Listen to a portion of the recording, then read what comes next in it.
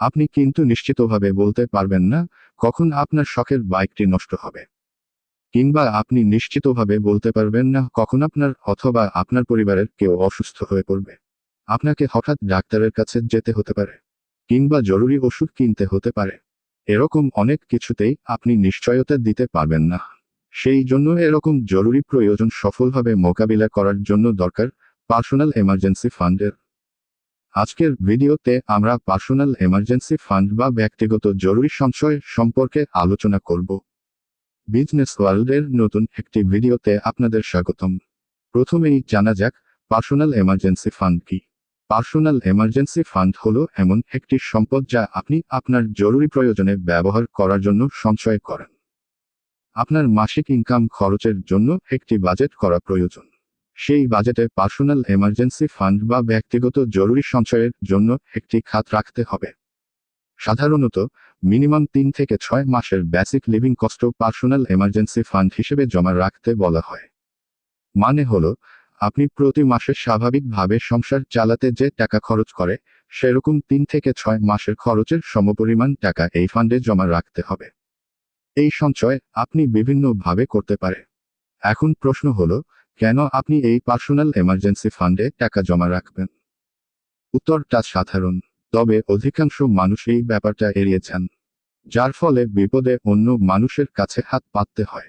প্রথমেই যেমন বলেছিলাম, আপনি আপনার জীবনের কোন কিছুই নিশ্চিতভাবে বলতে পারবেন না। কখন আপনি অসুস্থ হবেন, কখন আপনার গাড়ি বা বাইকটা নষ্ট হবে, কখন আপনার ঘরের টিভি বা ফ্রিজটা নষ্ট হবে। এরকম অনেক কিছুই অনিশ্চিত। ব্যাপারগুলো অনিশ্চিত হলেও সেই সব বিপদ মোকাবিলা করতে টাকা যে লাগবে এইটা কিন্তু নিশ্চিত। সেই জন্য হঠাৎ আসা বিপদ কাটিয়ে উঠতে পার্সোনাল এমার্জেন্সি ফান্ড বা ব্যক্তিগত জরুরি সঞ্চয় করা প্রয়োজন। পার্সোনাল এমার্জেন্সি ফান্ড কিভাবে তৈরি করবেন? একজন সচেতন মানুষ হিসেবে আপনার মাসের খরচের একটা হিসেব থাকা প্রয়োজন। সেই হিসেবের মাঝে আপনাকে জরুরি কাজে ব্যবহারের জন্য একটি খাত রাখতে হবে। ধরা যাক আপনার মাসিক আয় 25,000 টাকা। আপনাকে অন্তত 2.5 থেকে 3,000 টাকা জরুরি সঞ্চয় হিসেবে জমা রাখতে হবে। এভাবে 1 থেকে 2 বছর জমালে আপনার পার্সোনাল এমার্জেন্সি ফান্ড মোটামুটি ঠিক হয়ে যাবে বলে ধরে নেওয়া যেতে পারে। তবে সব সময় এটা নিশ্চিত করতে হবে যে টাকাটা শুধু আপনি আপনার জরুরি প্রয়োজনে ব্যবহার করবেন। পার্সোনাল ইমার্জেন্সি ফান্ড কোথায় এবং কিভাবে রাখবেন?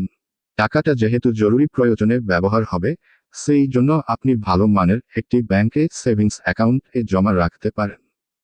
তো ভিউয়ার্স, জরুরি প্রয়োজন সফলভাবে মোকাবিলা করতে পার্সোনাল এমার্জেন্সি ফান্ড তৈরি করুন। এরকম পার্সোনাল ফাইন্যান্স বা ব্যক্তিগত আর্থিক ব্যবস্থাপনা সম্পর্কে ভালোভাবে জানতে আমাদের চ্যানেলটি সাবস্ক্রাইব করুন এবং পাশে থাকা বেল আইকনটি ক্লিক করে রাখুন।